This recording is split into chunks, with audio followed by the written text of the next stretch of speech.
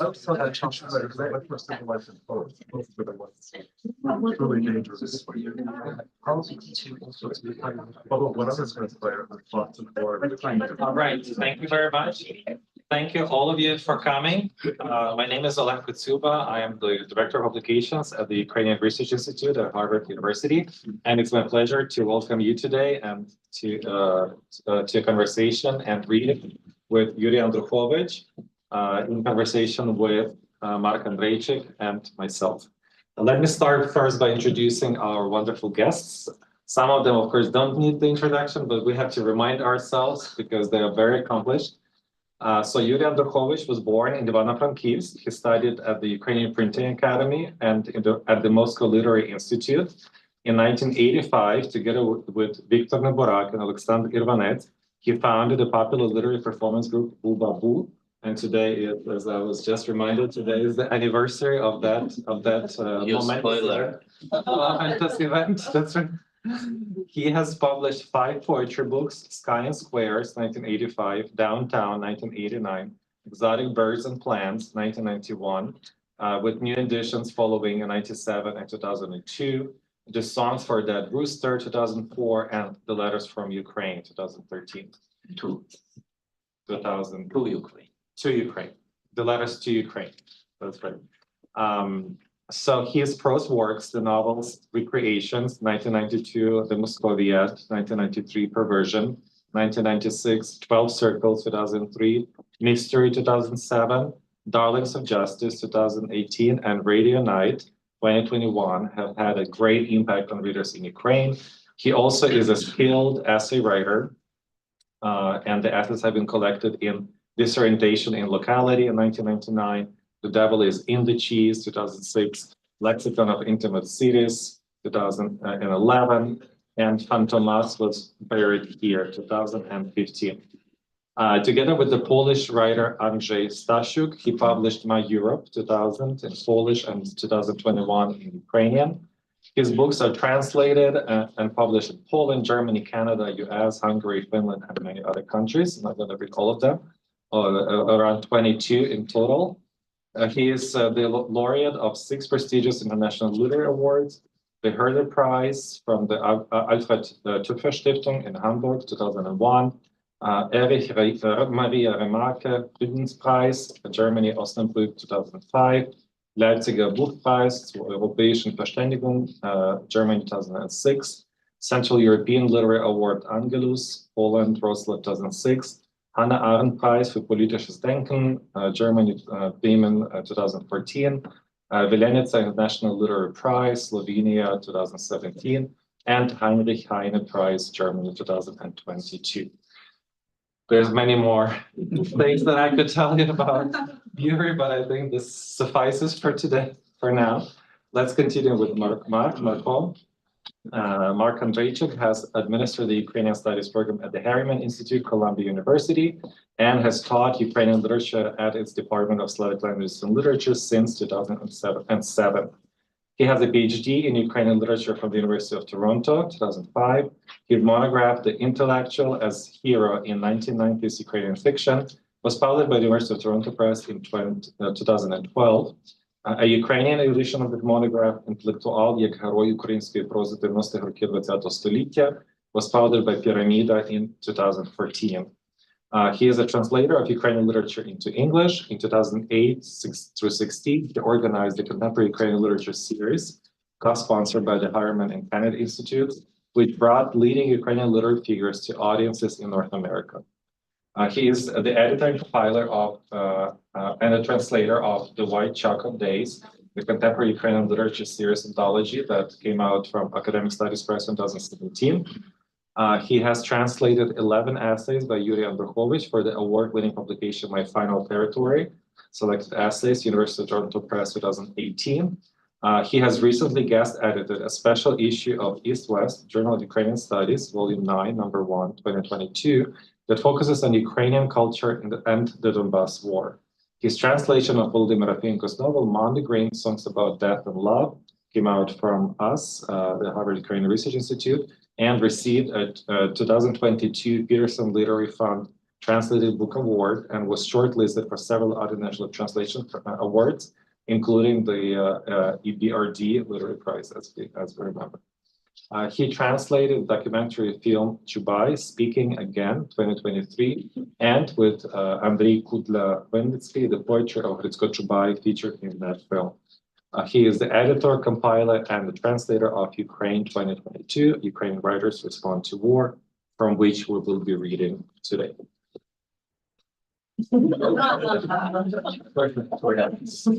Let's slow down and proceed with the readings. So perhaps we start right out of the part with one of the readings in Ukrainian English.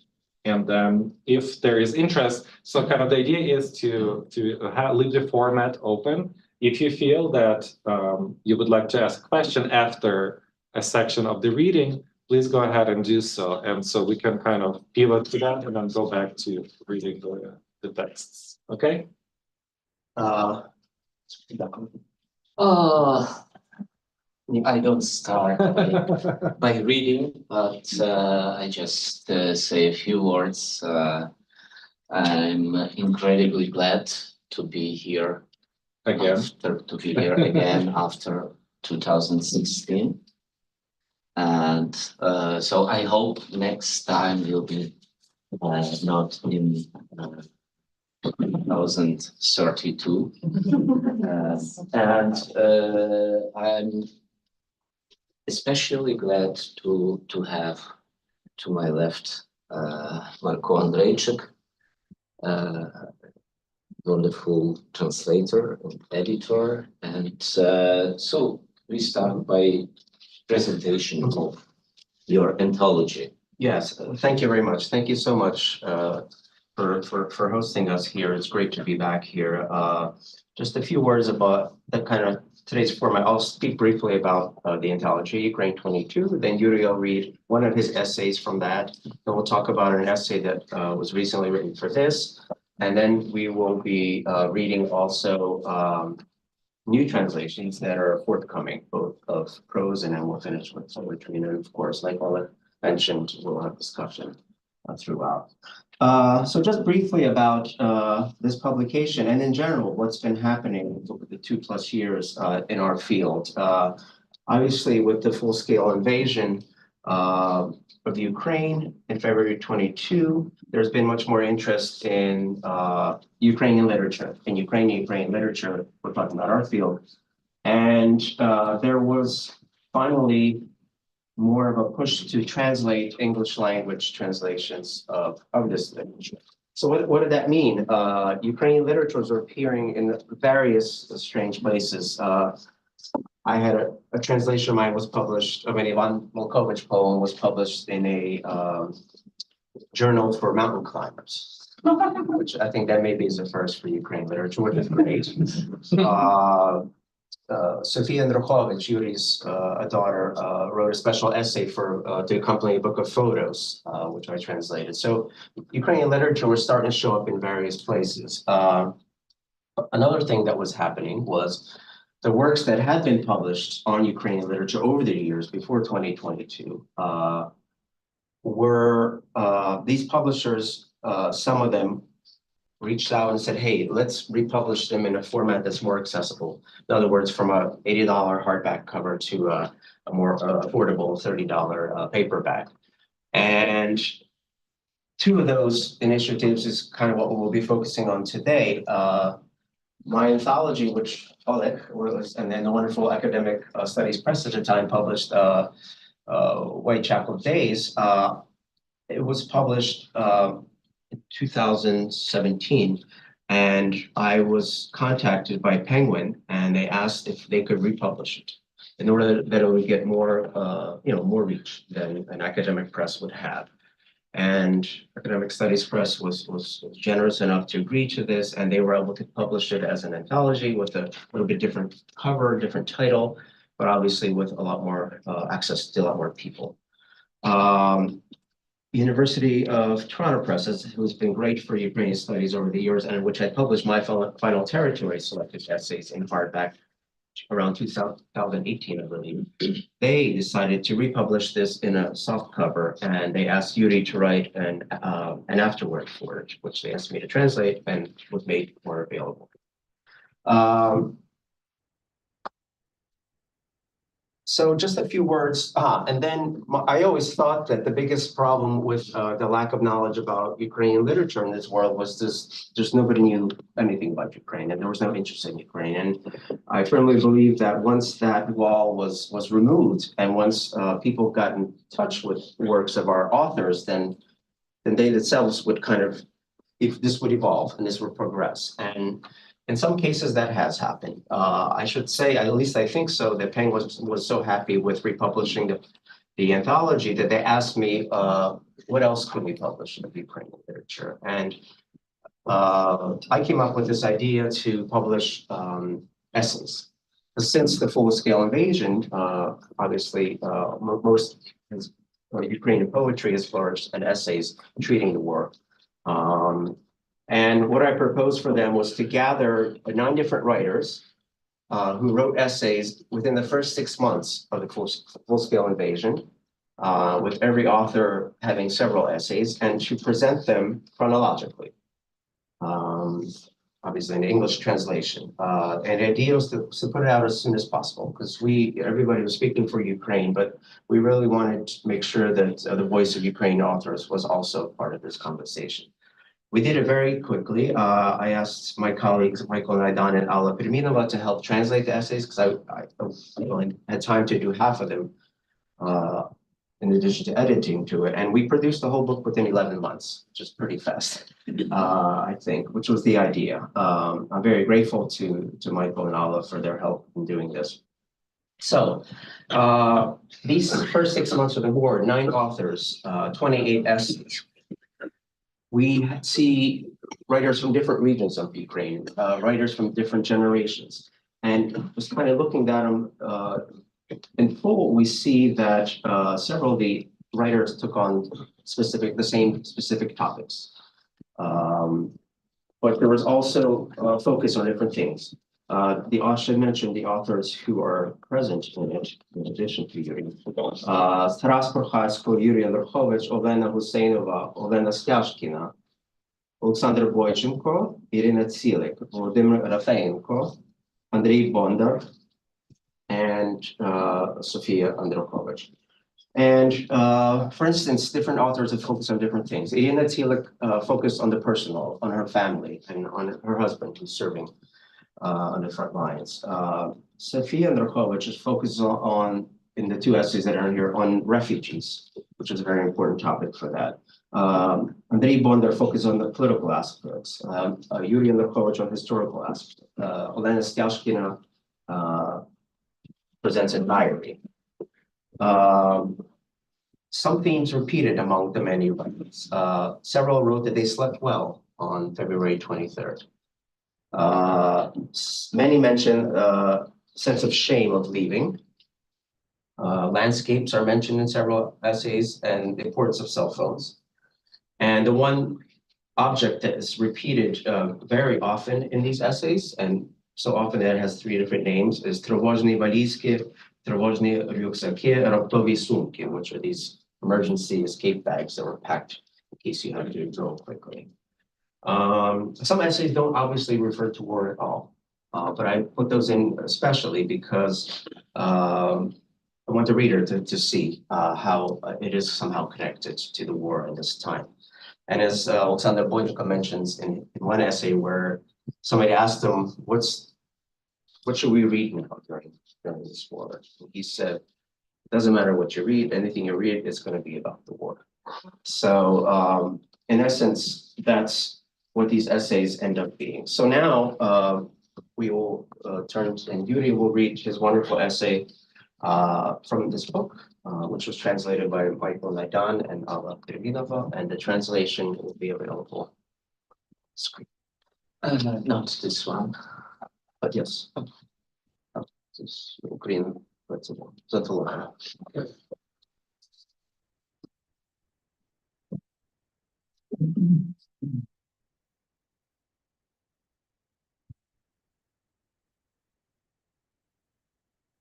про кулі в потилицях. Долю українських міст та їхніх мешканців визначає географічна віддаленість від Росії. Що ближче до неї, то жахніше. Що далі, то безпечніше. От як нині працює настанова Хвильового геть від Москви. Втім, від усвідомлення цієї надто очевидної закономірності нікому легше не стане. І я про інше. Я про те, що, можливо, мав на увазі 20 років тому, закінчуючи один із віршів словами «Усьому ж іншому це просто пісня». Довга, прекрасна пісня. Should I make a break?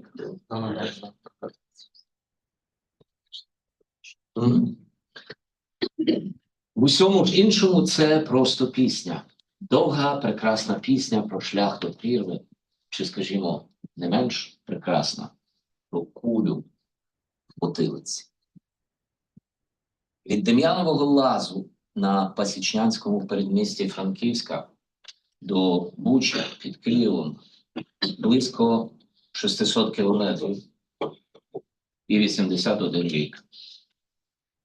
Насправді цих відстаней відтепер не стало. Ні часової, ні просторової. Обставини таких злочинів взаємно накладаються і вказують на ті самі формули зла. Нині в місті багато переселенців, і щоб заповнити їхній час чимось корисним, для них організовують екскурсії. Не знаю, чи возять у Дем'янів лаз. Можливо, не возять, щоб не травмувати і без того травмовану психіку. І, напевно, це правильно. Але як нам тоді усій повноті, в історичній циклічності зрозуміти, що сталося в Бучі, Бородянці, Ірпені, Гостомелі, Макарові? Зрештою, перелік цих назв, які віднедавна перестали бути просто назвами, ставши ранами, в дійсності набагато довший.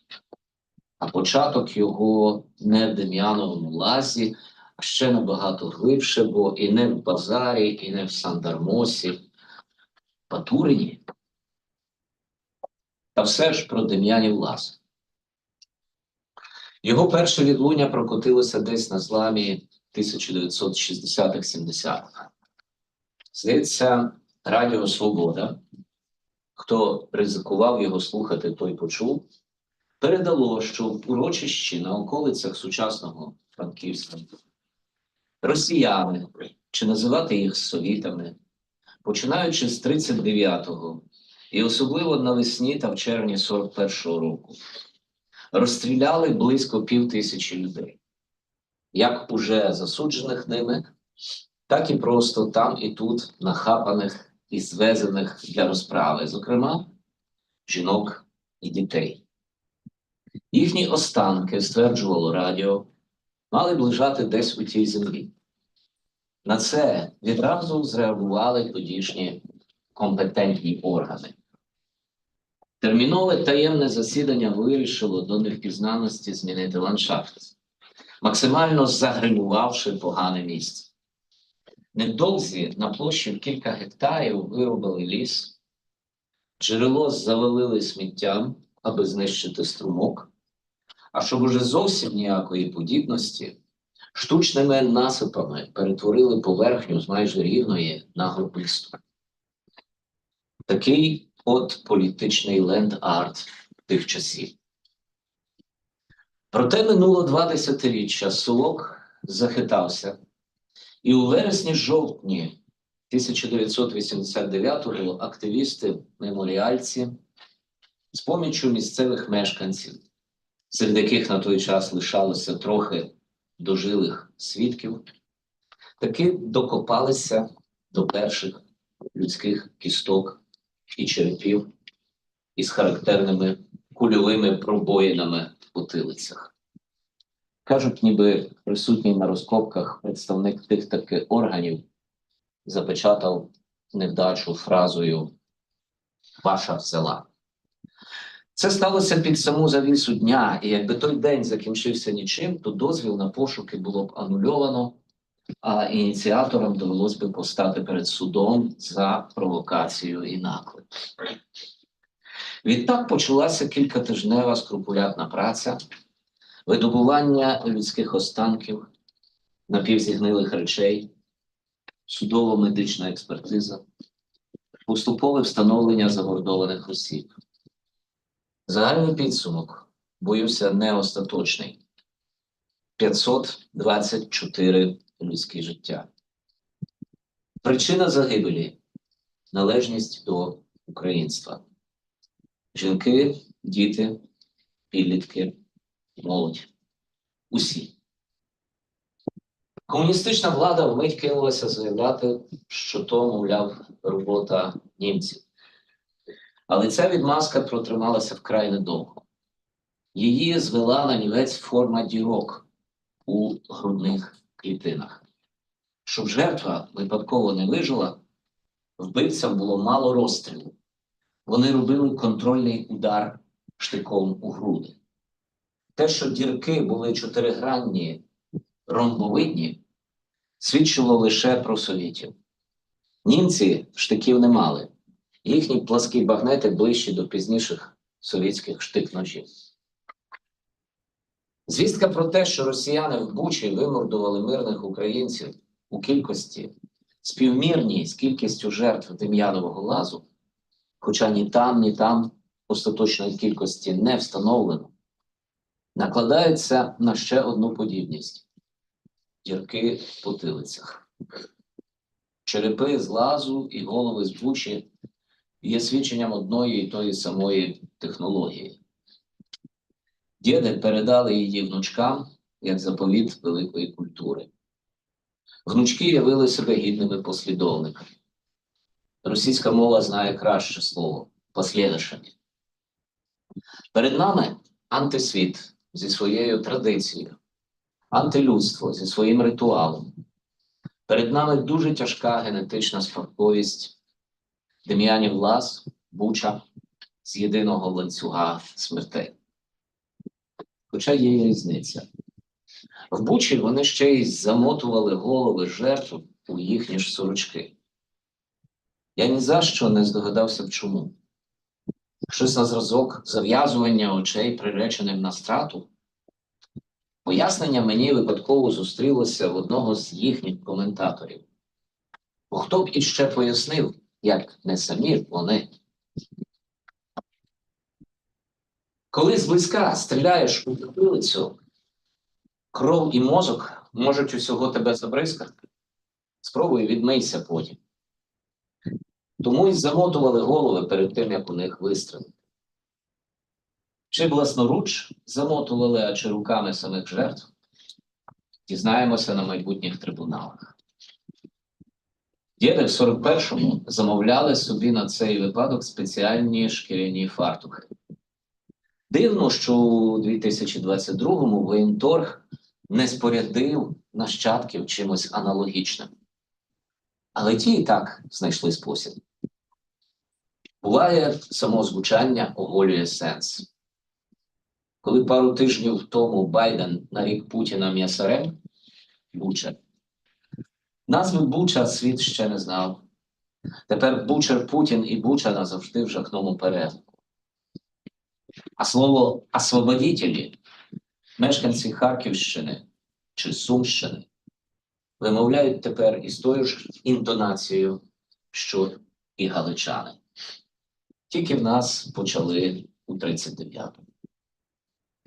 Thank you very much for your attention.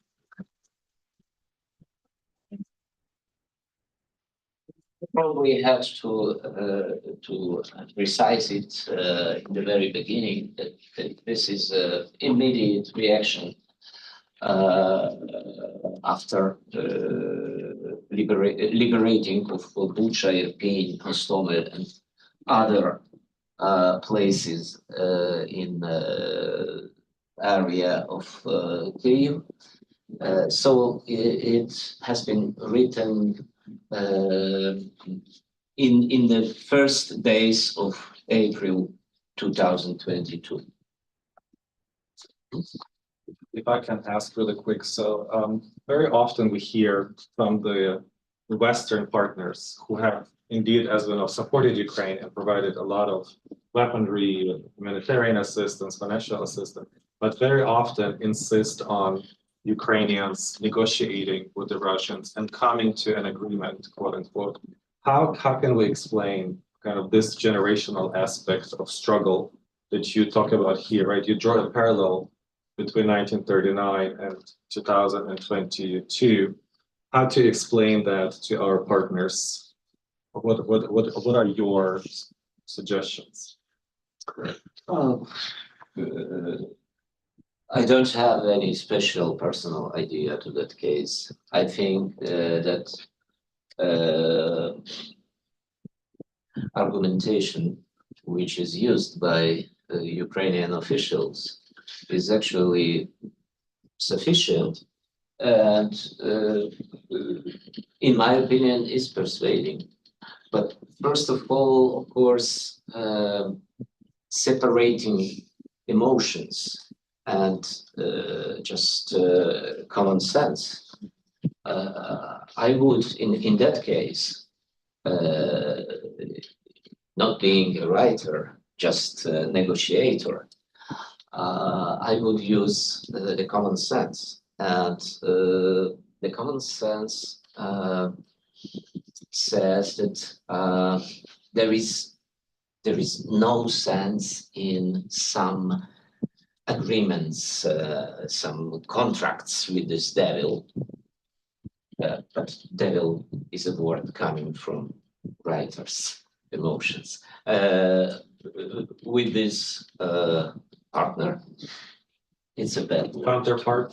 Counterpart, yeah, opponent, Yes, that's enemy, because they break everything. every word. Russia is phenomenal in the meaning they always repeat the same things in their politics and in their militarism. Since, I don't know, 16th century, they always use the same models, so to speak. So I'm very surprised about our Western partners because I don't think they are naive people. But of course, this is a process and there are many, many factors you have to take in account. Yeah, and I think it's an excellent question, Oleg, because, you know, with all of this literature that's been produced and all this writing up on Ukraine, so much of it seems to kind of position it as this all just happened 2.5 years ago out of nowhere, right? That's why it's so important to have historical context, and that's why I wanted to include that essay in here. Thank you for doing that, Yuri, because I think when it comes down to negotiating, you have to know that this is what you're dealing with. That it does have, it's a very successful operation you're dealing with. It's being repeated. I think that would do this. So thank you so much for addressing that in your essays. So I think we'll go to the next reading. Maybe just, I'm gonna check really quick if anyone wanted to comment briefly, right, or a quick question if you want to, or if you would like to wait until later, that's fine too, but I want to give you an opportunity to jump in really quick. Maybe I have a question about Demyannik Vaz and is it the same place you described in recreation in part of recreation, or it is? Yeah, I know what you mean. Yeah. This place described in recreations is imaginary place, but of course I had some prototypes of this place, but it was a different story.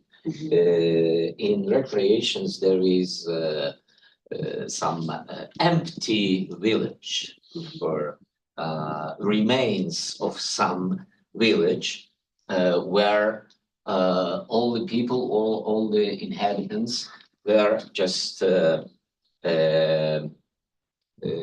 deportation, They were displaced. displaced to Siberia or maybe Kazakhstan because they had no loyalty to the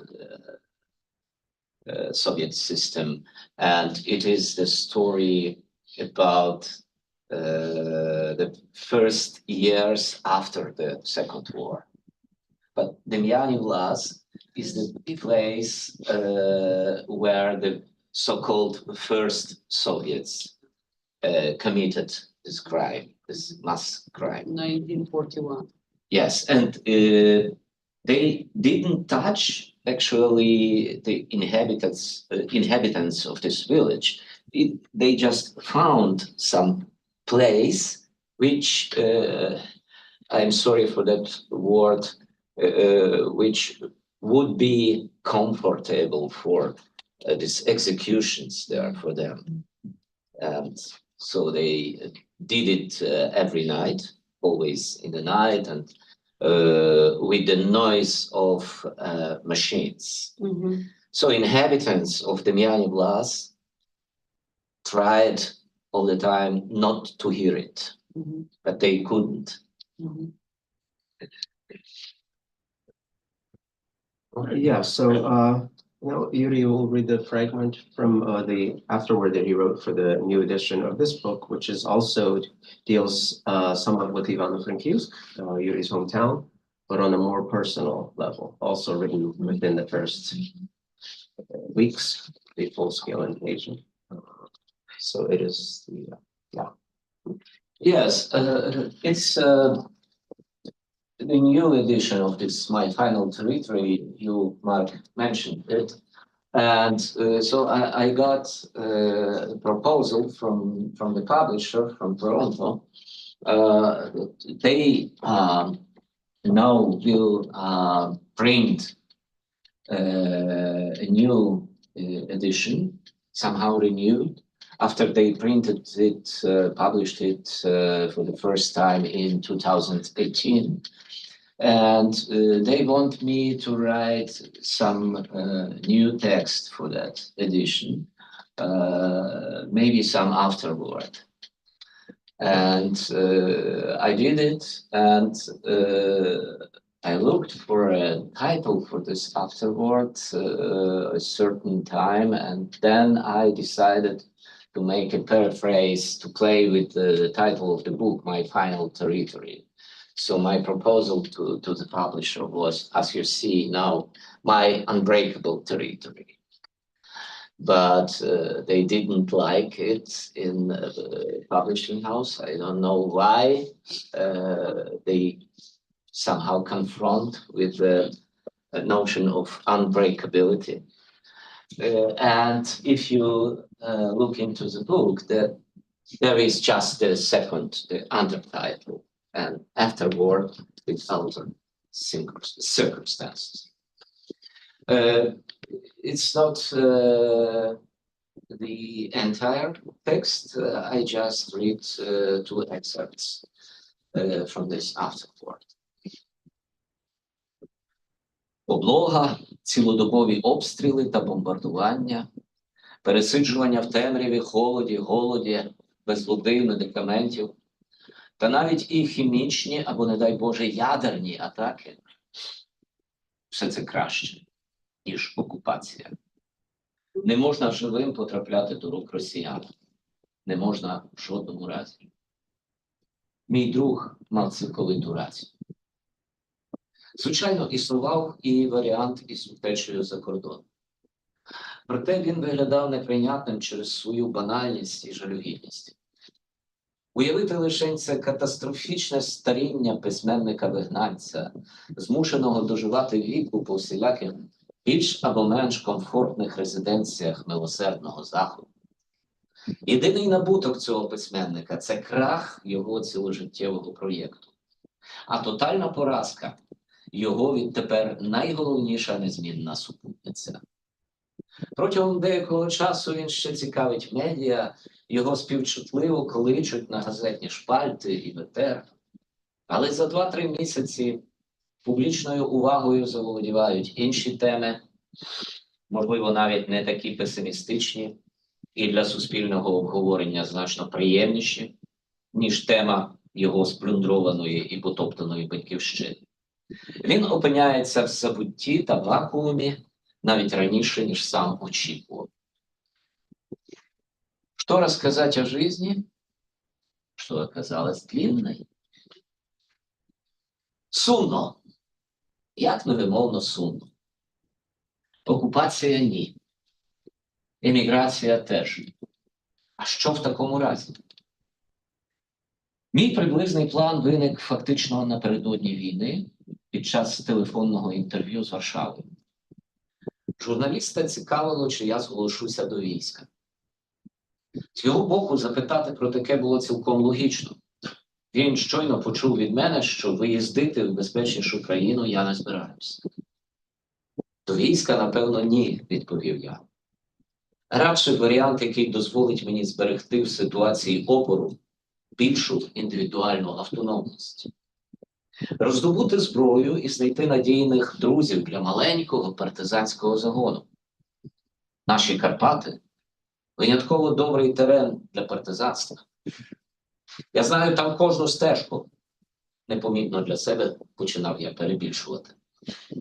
Досвід повстанської армії, що протрималася в лісах до кінця 1950-х, нікуди не вивітрився.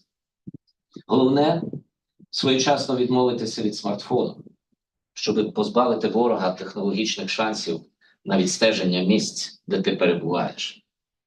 Відмовитися від гаджетів – не така вже й велика жертва в часи війни. Але це, так би мовити, програма максимум. Бо обставини можуть укластися і зовсім по-іншому. За відсутності маневру для вислизання з міста і, відповідно, безпосереднього контакту з друзями-партизанами, хай навіть зброя, хай навіть саморобна, у вигляді пляшок із вибуховою сумішшю, мала посприяти гідній та корисній смерті.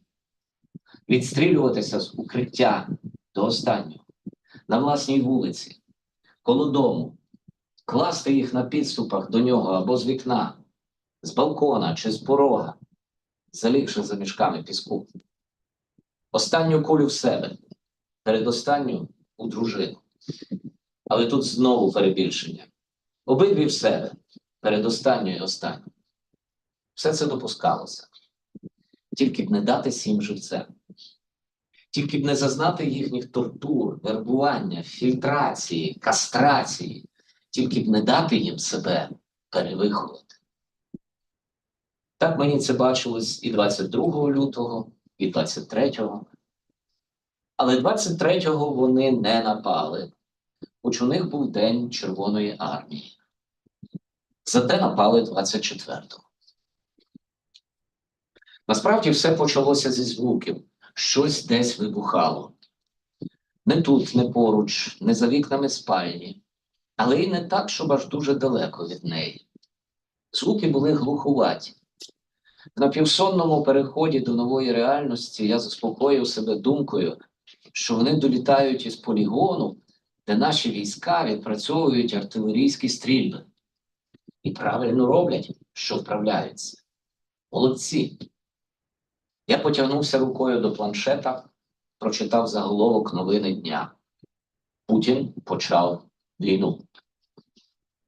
Природа вибухів стала зрозумілішою, коли я пішов до вітальні і глянув у вікно. На тьмяно-сірому ранковому небі ширшала, на всібіч розповзаючись, чорна димова маса. Першими своїми ракетами війна сипонула, зокрема, і по місцевому литовищу, зовсім недалеко від центру міста. І в цьому було щось дурне і нахабне водночас. Наше провінційне, маленьке, старе, совітське литовище, яке десятиріччями ніяк не могло дочекатися хоч якоїсь реконструкції. От так ціль. За що такому литовищу бити ракетами? Проте відразу згадалось, як 2 дні тому Путін у своїй дикій промові перед кремлівським василітетом не обійшов увагою і його, я цитую, Модернізована за допомогою американців мережа аеродромів Бориспіль, Івано-Франківськ, Чугуїв, Одеса та інших здатна забезпечити перекидання військових частин НАТО в найкоротші терміни. Кінець цитати. Ми тоді вдосталь посміялися з цих фантазій, які йому чи то розвідка згодовує, чи його запалений люттю мозок. Американці модернізували наше литовище, а ми й не знали. Ти диви. Втім, той ранок сипунув не лише ракетами. Знайомі, друзі та просто журналісти з інших країн сипонули мені на пошту своїх листів десятками, сотнями. Колись, за спокійніших часів, я ще підіб'ю точну кількість, починаючи з того першого дня, 24 лютого. Серед тих, хто писав мені в ті години, дні і тижні, траплялися такі, з ким ще недавно сперечався. І такі, з ким не сперечався ніколи, бо безнадійно. Бували там і такі, з ким востаннє бачився місяць або два тому. Але не забракло і таких, із ким не бачився років 10, 15, 25. Або й такі, щодо яких не певен, чи взагалі хоч колись із ними бачився. Взагалі ж, найбільше хотілося проігнорувати всю ту кореспонденцію і нарешті спакувати, бо сталося хоч якийсь тривожний наплічник. Emergency. Так, це emergency. Backpack. Або взятися за виготовлення вибухових коктейлів, порожніх бопляшок у нашому домі, на щастя, вистачало. Однак не лише пошта, телефон, передусім телефон. Тож і на дзвінки теж не дуже тягнуло відповідати, хоч екран раз у раз висвічувався кодами різних країн, уже знаними мені і дотепер незнаними. Тоді я вигуляв перший шок, повівши пса на обов'язковий емоціон до парку, в тому самому напрямку, де розташоване литовище, і звідки все ще стелилася чорна димова смуга завширшки із півнеба. Отам я й вирішив, що відповідати все-таки важливо.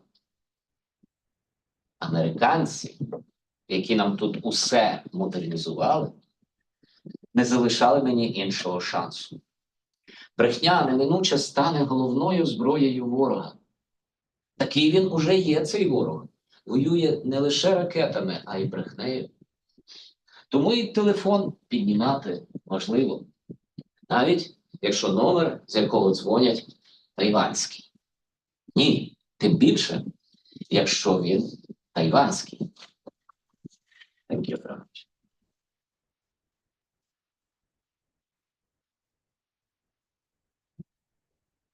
By the way, it was really the very first call I got 1 hour after this attack. It was from Taiwan. Some Taiwanese radio station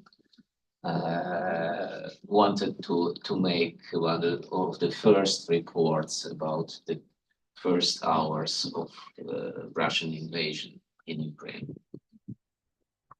So maybe before we continue, just to kind of quickly go deeper a little bit into this.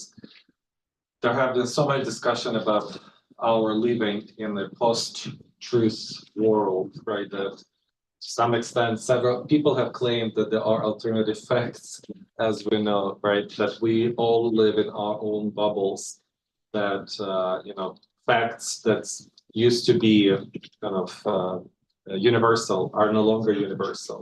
How do we overcome the kind of the weapons that the enemy, not just Russia, but also as you have pointed from the last sentence, other repressive regimes, dictatorships, and other such entities use lies that then destroy real lives of real people. How can we overcome that? Yes, I have to make, for the beginning, to make just some excurse into our past, into my personal biographical past, because I was a real witness of big historical and political change at the end of 1980s and beginning of 90s.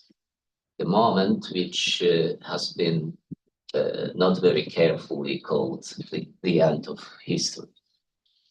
And what made me absolutely happy at that time, that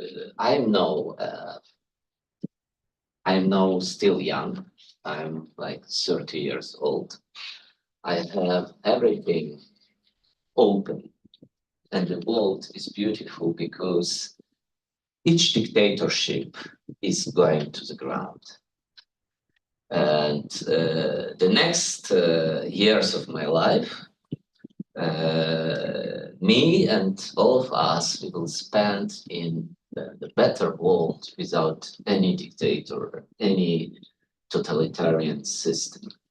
The very last of them will die during the next few years. And it's, of course, very special and dramatic moment for me now to see a kind of triumph of dictators in a contemporary world. And this is now the best word for them, not the tyrants or something, dictators, because they really dictate what they want. They dictate to this part of the world which call itself democratic and free,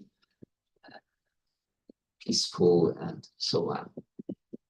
So it's a really very hard and difficult moment. And I'm just, yes, I have just a hope, just a big hope that the unity of this democratic world, the openness on that challenge, and the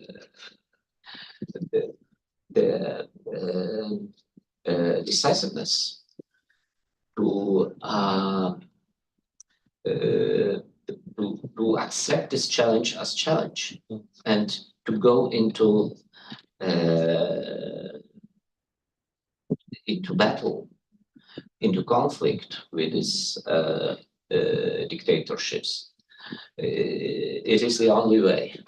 It's the only way. So that's I think that the main word of today is actually two words: no fear. Because they play with fear first of all. So very good, I think, kind of emphasis on confronting the lies, right? If lies are used as a weapon, we have to have no fear to confront the lies and to correct them forcefully, right? Especially living in this society. Ascolta.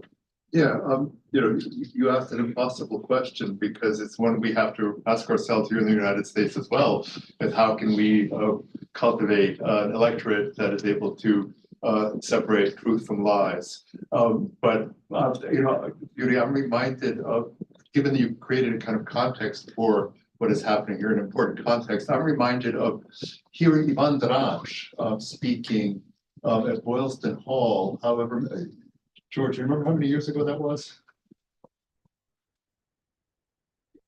Early 80s. Early 80s. And I remember asking Dranch at the time what he wanted for the next generation. And he said that they have more courage than his did. And indeed, I think that he was speaking about your generation. And you did show that. Now, one of the most sort of disturbing things for me, witnessing this from afar, with safety, this great distance, is the consequences of this on the younger generation. One had witnessed a whole generation, your daughter, growing up inside what we'd call relatively normal circumstances. How in some ways, are they as well adapted to dealing with what is happening as you were, partly because you had witnessed and experienced the oppression and therefore were already prepared to fight? Whereas, what's your assessment and what is your advice for the next generation? Hmm. Uh, yes. So actually, I have to precise this example with myself and my daughter. My daughter did experience a little bit the Soviet time because she was born in '82. So the experience of kindergarten and the school, the Soviet school, is quite important. This first, let's say, 10 years of her life. But anyway, she is absolutely experienced person. You can see it reading her novels, her books. So I would jump into over next generation, speaking about my granddaughter, who is 16. And this is the question. What about the people in that age? What about our teenagers who spend the days and nights with the sounds of alarm in constant anxiety? Those who live, for example, in the cities like our city, Ivano-Frankivsk, they have, of course, more comfort. This is just a geographical fact that we are somehow far away from the front line.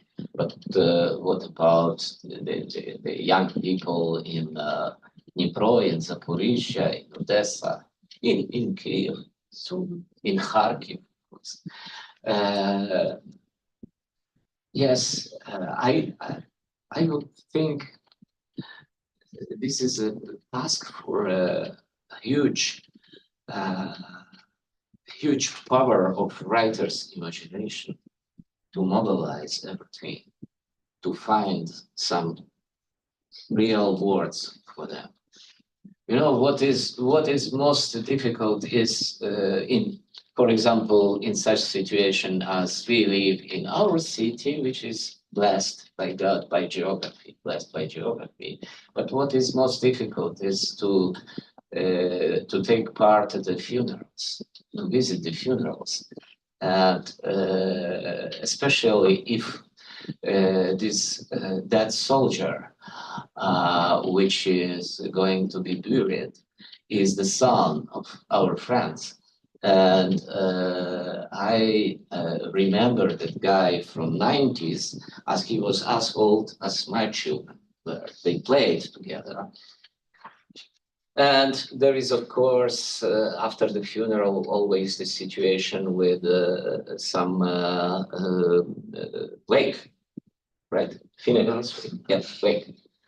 And some people expect that that I, as the writer, should make some speech now because I'm responsible for the words and phrases. And you know, it is the moment when I'm absolutely helpless to say something. Each word, each sentence would be somehow false. So I have just the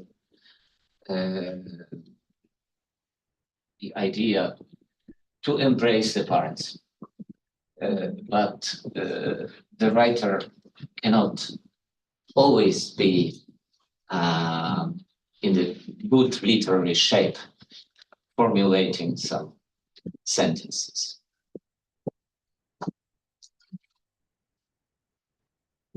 Perhaps we should proceed. Well, I think maybe we're gonna kind of shift gears, maybe while we're talking about the war. Yeah.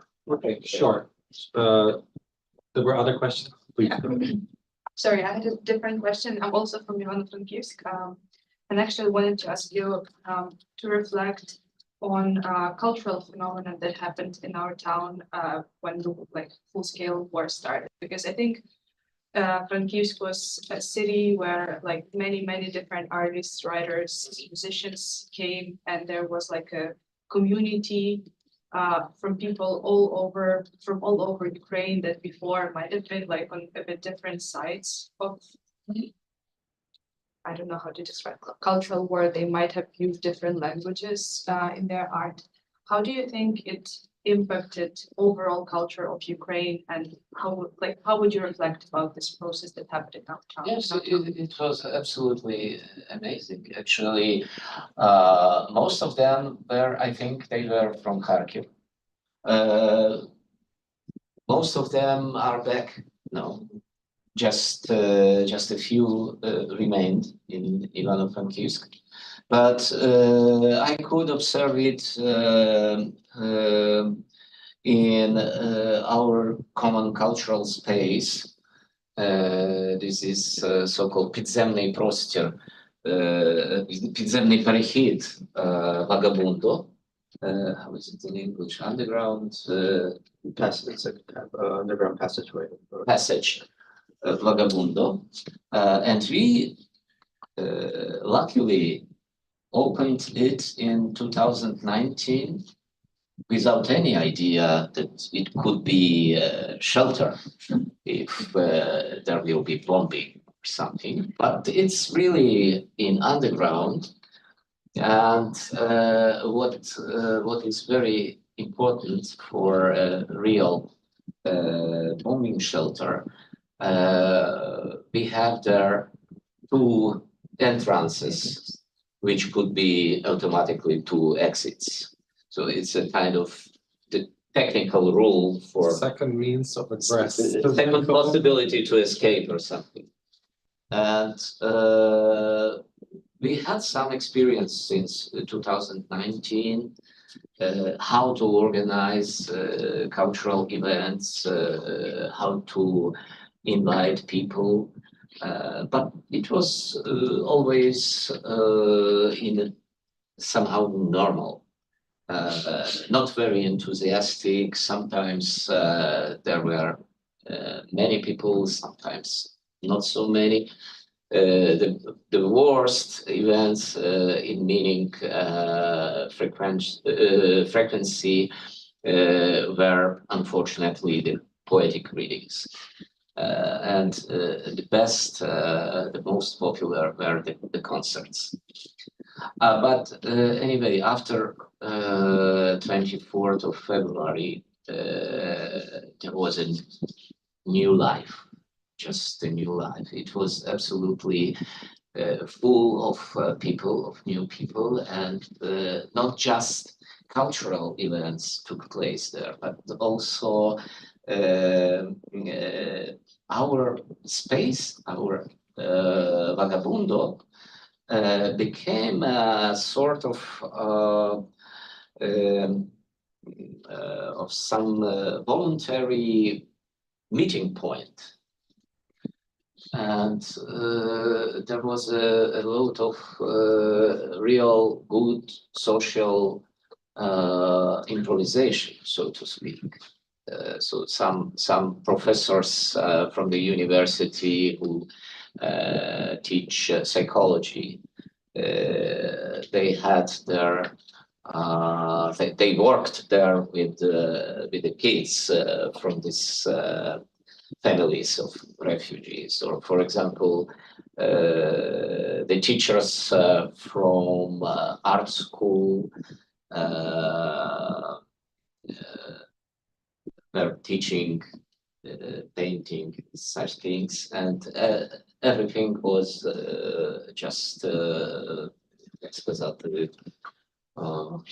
free of charge, of course. Безкоштовно волонтерське. It's a volunteer opportunity. Yes. So a new cultural image of Ivano-Frankivsk.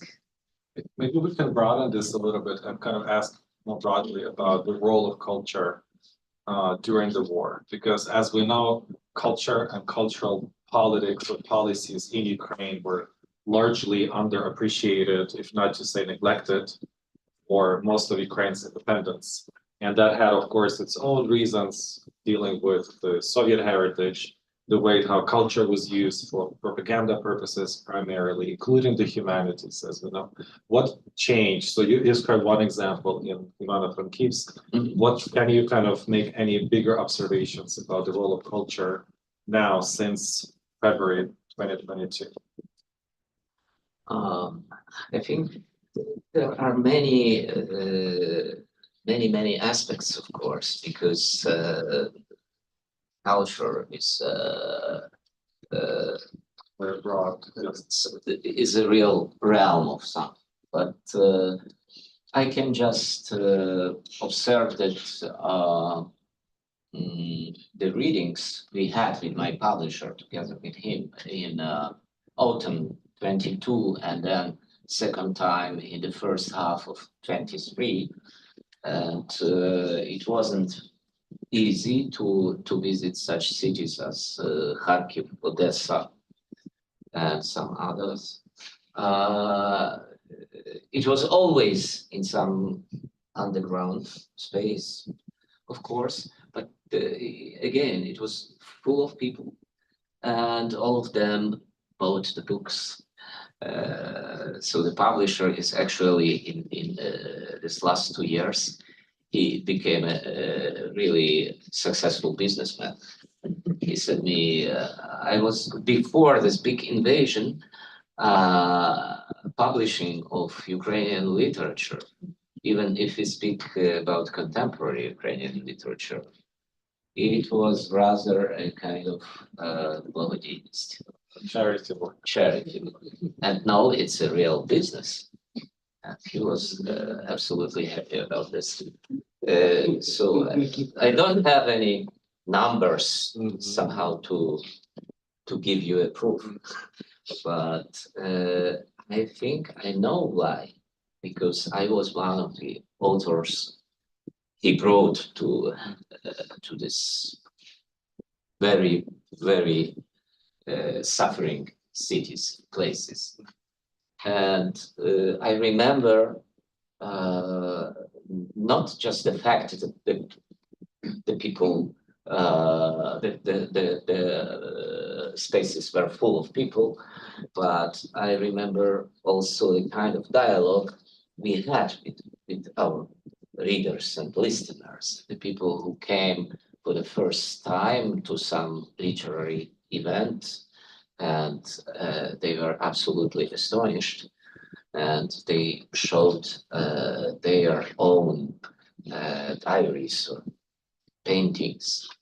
And I think it is, of course, it is a moment when each person thinks about existence, about some essential existential things like life and death, like crime and punishment. So I think it's just a big need to be involved in some kind of cult, and this kind of cult today is culture, not the church, not religion. It's something which is higher and more interesting and better than religion is. That's not the answer I was expecting, but it's a very interesting answer. Thank you, please. I wasn't expecting myself. That's the cult in culture. Please go So ahead. just the background, I'm Polish. I have read the book that you co-authored, and I have a house in Bieszczady, just Carpathian Mountains. But I do refugee work since June 2022 in Warsaw, and I'm going there each year for 6 months. So I work actually with your youth. I started with children 7 to 17, but then I decided the children got a lot of offers from big NGOs, and with the foundation I went to, we realized that the most vulnerable, to your question, are actually 14 to 17. And I just wanted to say that we Polish people have been taken it very seriously. For us, we don't want to colonize them, for example. So we give them, not only that if we give them the opportunity and we build for them Ukrainian schools, but we also are open to study Ukrainian language much more than ever. And I have gotten through Oleg 10 books of poetry that are translated from Ukrainian into English that I'm bringing this year with me. And I thank you for just keeping the culture going. And I disagree, at least from our Polish perspective, that we are interested just for a month, 2 months, or 3 months, and then the interest is gone.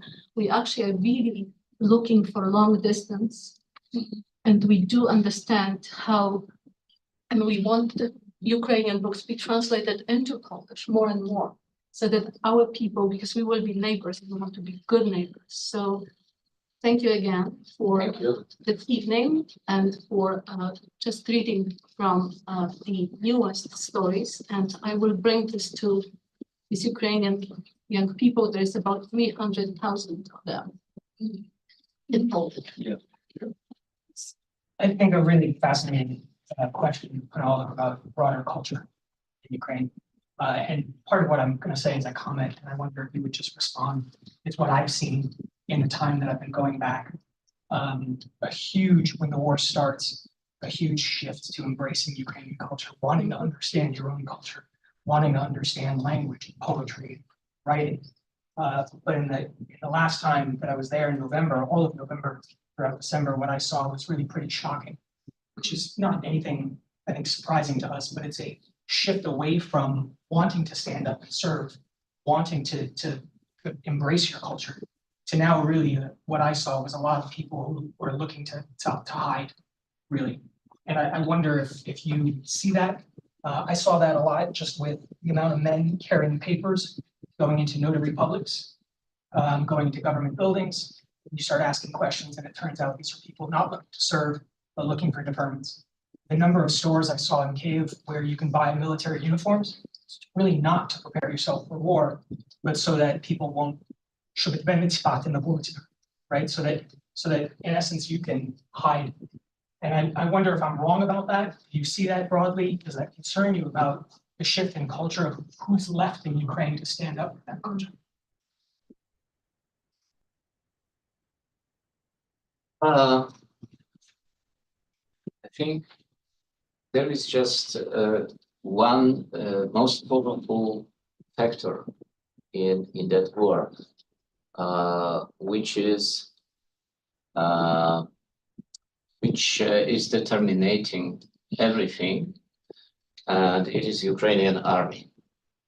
And if Ukrainian army is successful, then you see absolutely other pictures in Ukrainian cities, and the total social mood is absolutely different.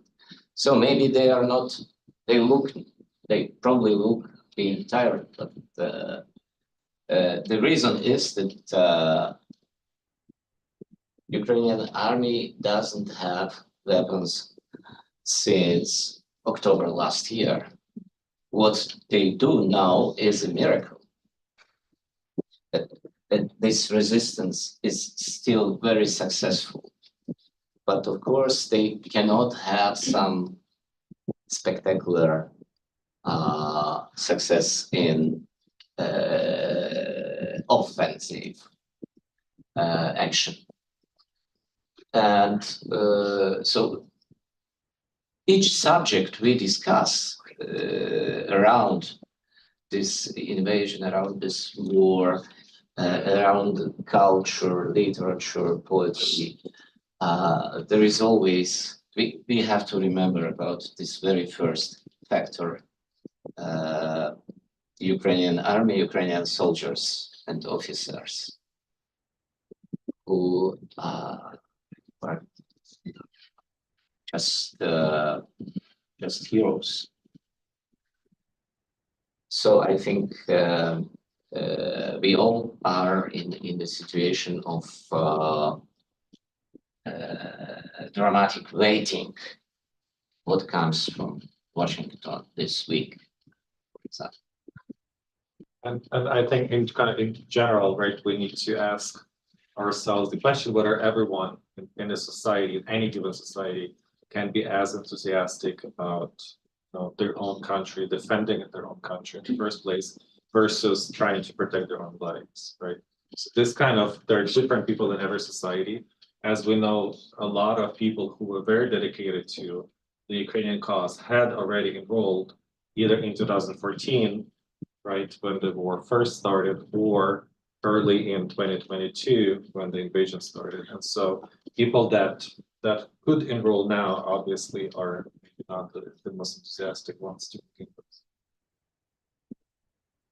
Any other questions, or should we proceed to the final? We have 15 minutes, is that right? It's good for poetry, yes. To end with. Well, what kind of going back to what I said at the outset and what was talked about this evening, there is more attention to Ukrainian literature, you know, of course, thanks to the army. And as one example, New York Review of Books will be publishing two books of Yuris, one book of poetry translated by Ostap Kin and John Hennessy, and Yuri's novel Radio Nietzsche, Radio Night, which I'm translating. So we'll probably read, just to finish with poetry, three of the poems that will be in the upcoming. And when is the poetry? When's that publication coming? Yes, it is going to be published in December this year, under the title Set Change, which is in Ukrainian Zmina Dekoracii. And this is a magazine called Poetry magazine, which is published in Chicago. And there is a newest publication of my poems, just three of them, but all of them come from the cycle Letters to Ukraine, which I wrote in 1990, studying in Moscow. I had such a shameful episode in my previous Soviet life, like studying at some very suspicious literary academy called, named by Maxim Gorky, Moscow Literary Institute. And at that time, I was writing my cycle Letters to Ukraine, some kind of poetic epistola to some friend in Ukraine, and a kind of diary, poetic diary. And so probably Mark will be reading the English translation first, and then Ukrainian original. So again, translated by Ostap Kin and John Hennessy. From Letters to Ukraine. But Ukraine is a country of the Baroque. Traveling through it is a pleasure for the eye. That's why the temptation to obliterate everything is so strong. And no matter how far you travel, you see the consequences. Dilapidated walls and houses, maybe from the time of the Turks, and five-sided signs. Stars have disappeared from the wells. That is, they're gone. The wells are gone. But there are traces. And this allows us to forecast in the form of faith in the inevitable. Because our earth is something more than a shirt for your skin. This underground Baroque resists. It blooms wildly, even from the rubble. Even though we're forgotten and no one talks about us in Europe. It's convenient to torture in palaces and castles, but it's tight in chapels. That's why chapels are the first step into the depths of Ukraine. I can see everything from this foreign capital. Everything in the world can be raised from ruins, except for the living blood. as we already know. Right, tell me if everyone is alive and well, whether angels fly over the Danube, if it's raining in Lviv, and if there is still enough blood. Україна – це країна барокко. Мандрувати нею для ока втіха. І тому западає спокуса в око зруйнувати все. І скільки б ти їхав, бачиш наслідки. Мури і житла хворі, ще, мабуть, від турків. І п'ятикутні знаки. З криниць повтікали зорі, тобто їх нема, криниці відсутні. Але є сліди, і це дозволяє подавати прогноз у вигляді віри в неминуче, тому що наша земля є чимось більшим, аніж сорочка для шкіри. Це підпільне барокко влаштовує опір і цвіте шалено навіть в уламках, хоч забуто нас і мовчать в Європі. Катувати зручно в палацах, замках, а в каплицях тісно. Тому каплиці є найперший крок у глиб України. Мені видно все з чужої столиці. Все на світі можна підняти з руїни, крім живої крові, як ми вже знаємо.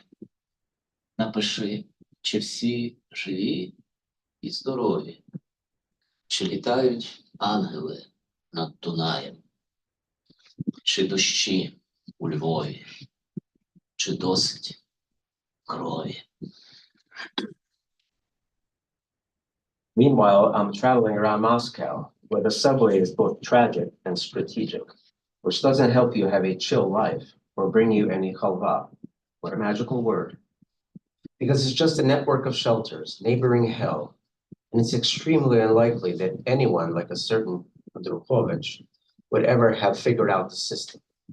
And when, at 12:30 a.m., you walk through the arched underground expanses of the Circle Line, heroically unveiled by the Komsomol back in the 30s, that is, by convicts, you recall not Buzzati, nor especially Kafka, but something more expensive, such as executions and people's commissariats, leather gun straps.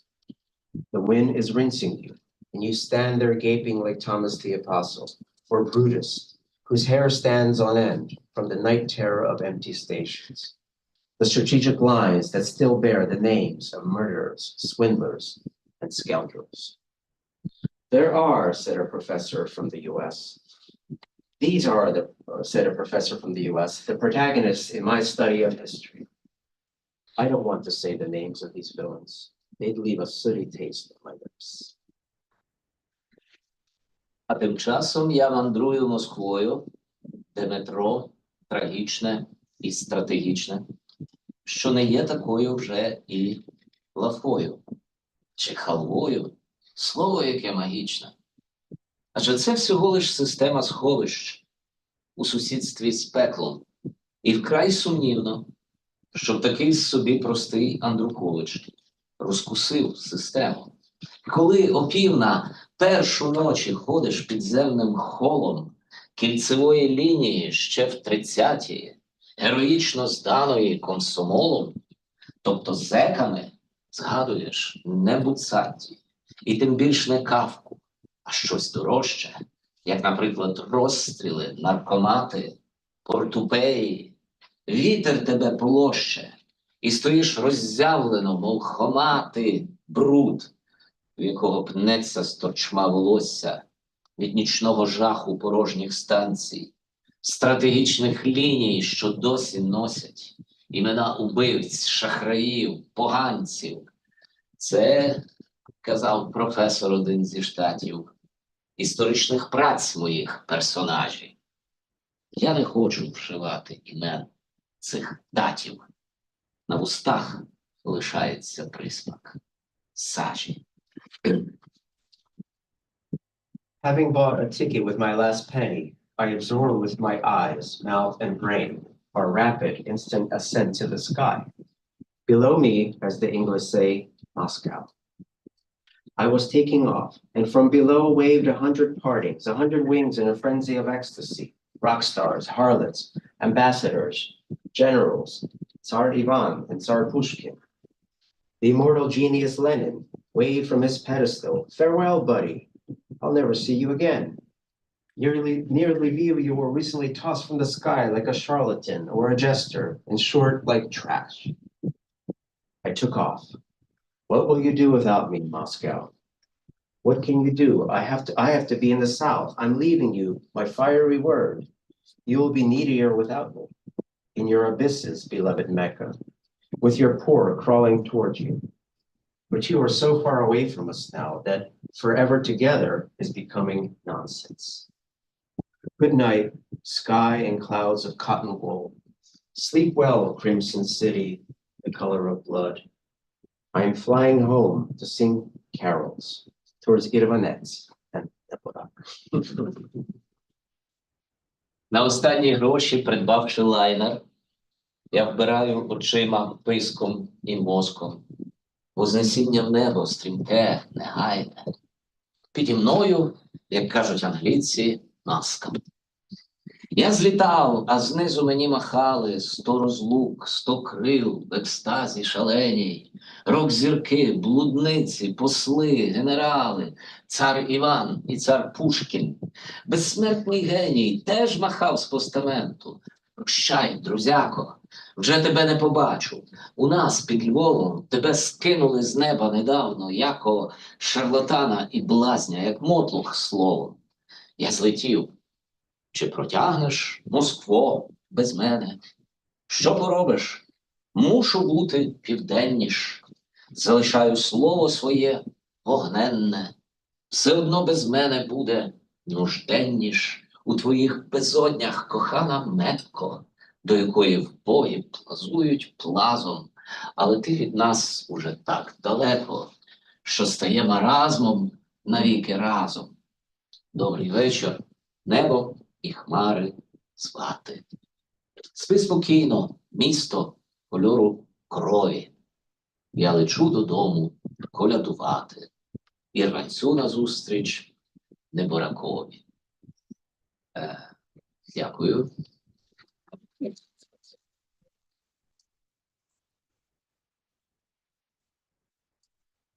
In that way, we can celebrate today's anniversary, which is not quite imposant because it's just 39th anniversary Ismus of all the times and for all the times. By mentioning of Irvanets and Neborak, my poet friends. It's incredible listening to this poems today after so many years. It just kind of the imagery that is there. And I remember reading it, being much younger and in a different country, and kind of listening to this now. It's just so striking how many truths it seems, the time has revealed to us that we thought were just long gone, right? Some of these images were perceived as something that is never going to come back anymore, right? We're really saying Yes, it was an act of poetical fervor. That's right. Yeah. That's right. It was like divorce. Abschiedsmusik. That's right. Okay, so Abschiedsmusik. That's right. Abschiedsmusik. Any last questions or comments? Briefly, we have about 3 minutes left. Please, Tamara Mondial. Thank you so much, especially for this last reading of this poem, which is like a commentary to Moscoviad, and it seems to me it's not shameful fact in your biography. It seems to be because you made a beautiful text, and this is like a very strong anti-imperial text of Moscoviad, which is. It seems to be one of the best work of this anti-imperial discourse in literature, not only Ukrainian. And what I would like to ask, of course, is is, yeah, I cannot not mention now, but this is discussion about Russian culture as well, because it's very, it's very important for Ukraine now. And what is your position? What can you share with us, looking back and forward? I look onto watch. So answering such a complicated, complex question would take some 40 minutes in my slow English. But I would concentrate myself on just one key word, which has been repeated many times since 2022. And this word is quarantine. So something like this. We have a very good experience from the COVID time.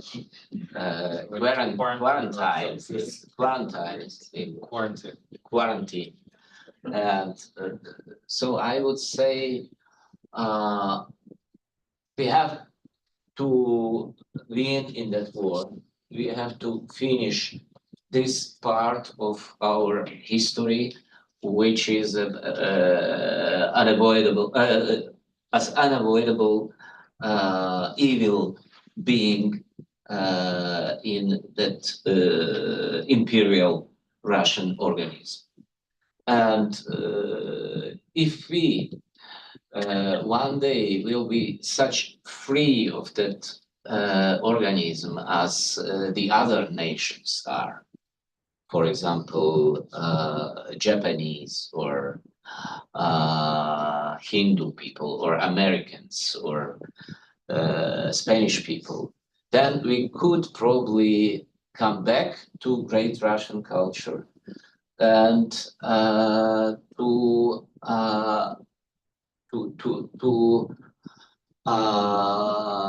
live with it some new way of life, to initiate, to start a new way of life. But first of all, we have to win, and we have to finish this long period of our dependence. So I think quarantine is a good idea.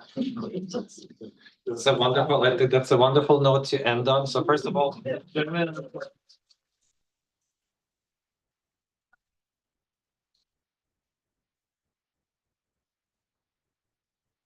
So please look out for the, so first of all, the book itself, Ukraine 22, Ukrainian Writers Respond to War, as well as the forthcoming collections published by NYRB, New York Review of Books, the Radio Night, as well as a collection of poetry. And I would like to invite you all to come back next week on Wednesday, April 24th at same time at this place as well for a presentation by our Bogdan Tokarski titled Poetry for a Totalitarian Time, Vasil Stus and the Terror of History, another poetic exploration of what it means to live in a totalitarian time and be a poet. Thank you so very much for coming. Please support Ukraine, quarantine Russian culture.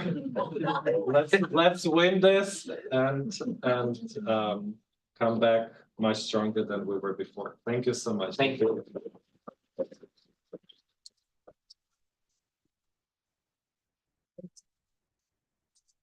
That's